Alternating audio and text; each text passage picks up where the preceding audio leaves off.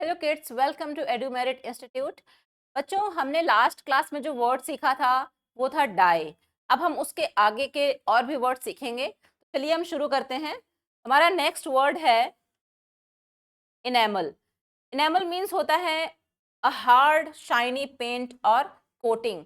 जैसे कि बहुत ही शाइनी पेंट होता है ना, उसको इनेमल बोलते हैं। या फिर नेल पेंट को भी इनेमल बोलते हैं, नेल इनेमल, क्योंकि वो शाइनी पेंट होता है, शाइनी होता है ना, और वो पेंटिंग करता है नेल्स की। That is also called enamel. जैसे कि गेट पे आप अब देखते होंगे, अपने स्कूल के गेट पे या अपनी सोसाइटी में जो मेन गेट लगा होता है, या आपके घर में जो डोर पे पेंटिंग होती है वो बहुत ही ब्राइट शाइनी होता है ना, उसको इनेमल बोलते हैं।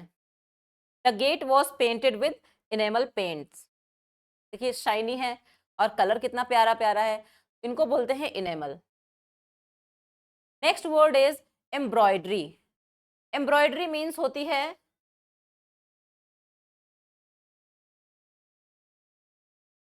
एम्ब्रॉयडरी का मतलब होता है कढ़ाई।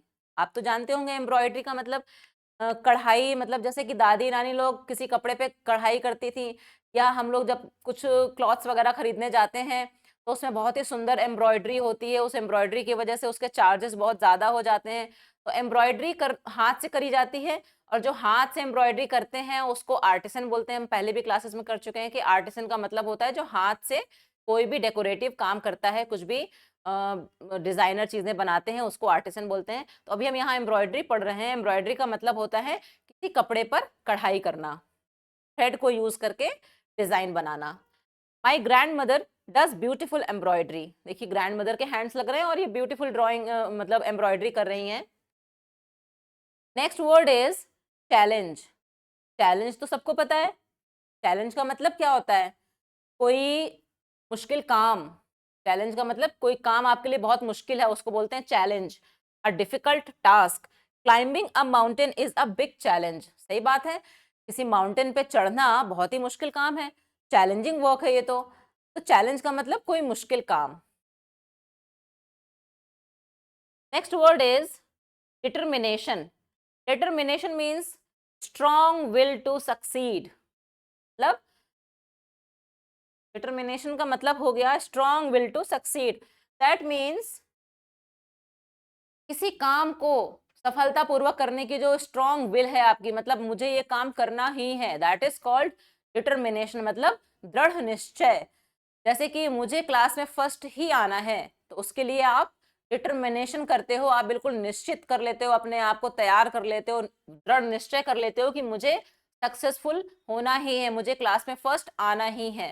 That is called determination. Her determination helped her win the race. She is racing, she is running for a race, and her determination helped her win the race.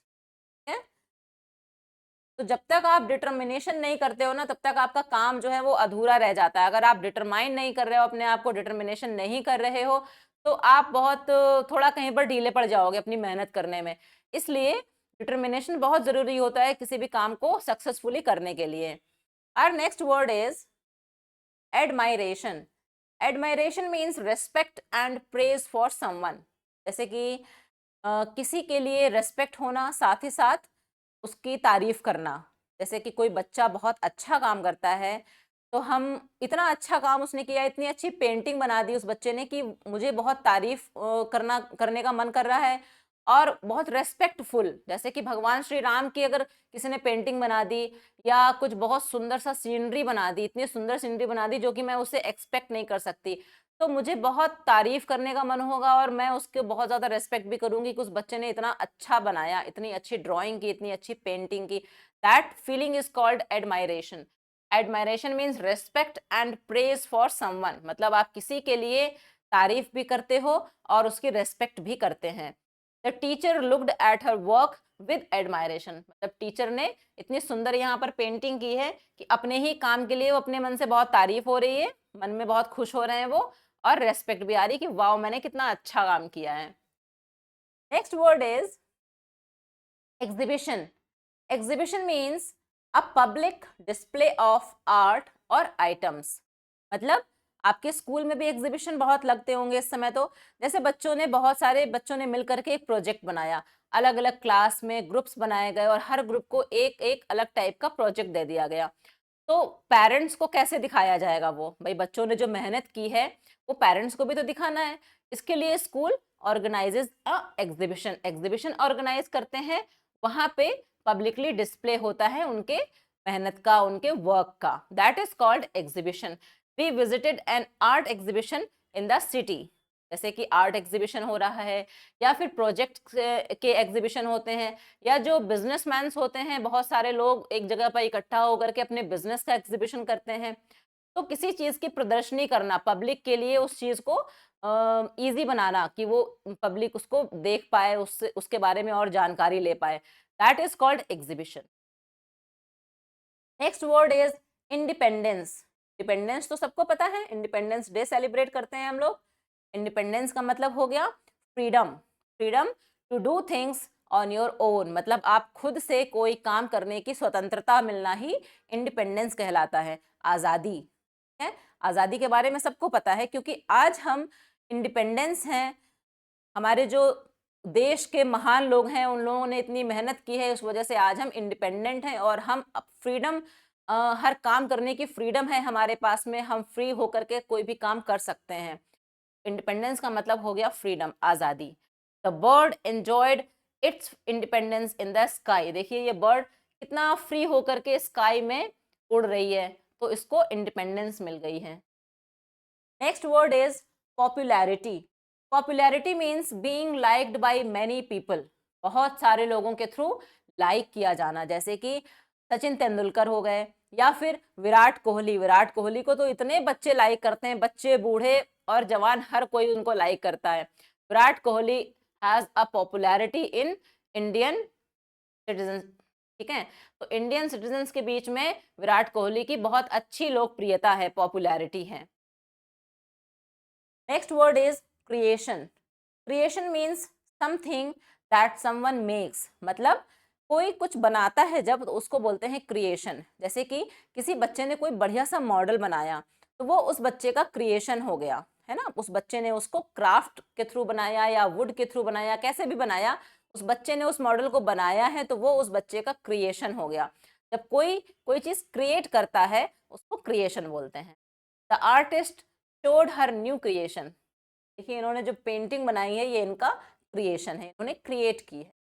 Next word is sacrifice. Sacrifice का मतलब होता है बलिदान देना, किसी चीज के लिए अपनी किसी चीज का सैक्रिफाइस करना, मतलब किसी दूसरे के लिए अपनी किसी चीज का बलिदान देना। जैसे कि हमारे जो देश के सैनिक हैं वो अपनी फैमिली का सैक्रिफाइस करते हैं हमारी प्रोटेक्शन के लिए। जब वो फाइट के लिए जाते हैं तो अपनी फैमिली को पीछे छोड़ करके जाते हैं, अपनी पूरी पर्सनल लाइफ को एकदम पीछे छोड़ करके वो हमारी प्रोटेक्शन के लिए सरहद पर लड़ने के लिए जाते हैं, तो वो अपनी फैमिली को सैक्रिफाइस करके जाते हैं। या फिर कभी कभी क्या होता है, हमारे घर में कुछ ऐसे हमारे एल्डर्स होते हैं, हमारे पेरेंट्स होते हैं जो कि अपनी किसी चीज को सैक्रिफाइस करते हैं अपने बच्चों के लिए। या फिर बड़ा भाई होता है, बड़ी बहन होती है, तो वो अपने इंटरेस्ट का, अपने मन का सैक्रिफाइस, मन की किसी चीज का सैक्रिफाइस करते हैं अपने छोटे भाई बहनों के लिए। तो सैक्रिफाइस का बेसिक मतलब हो गया किसी चीज का बलिदान करना, किसी दूसरे के लिए अपने मन की किसी चीज का बलिदान करना। Soldiers make great sacrifice for the nation. Example जो मैंने आपको दिया, giving up something important for others, that is called sacrifice. तो बच्चों आज हम इतने ही वर्ड्स पढ़ेंगे और फिर मैं वही कहूंगी कि आपको इनको प्रैक्टिस करना है, क्योंकि practice makes a man perfect. तो आपको अगर परफेक्ट बनना है तो आपको प्रैक्टिस जरूर से करनी पड़ेगी। और ये वर्ड्स इतने इंटरेस्टिंग हैं कि आप इनको डेली बात करें, अपने दोस्तों से बात करें, अपने घर में बात करें, इनको आप यूज कर सकते हैं। अभी हम कुछ और वर्ड्स लेकर के आएंगे ऐसे ही इंटरेस्टिंग मजेदार से, तो उनको भी हम ऐसे ही लिखते रहेंगे, पढ़ते रहेंगे और प्रैक्टिस करते रहेंगे। तब तक के लिए बाय बाय, थैंक यू।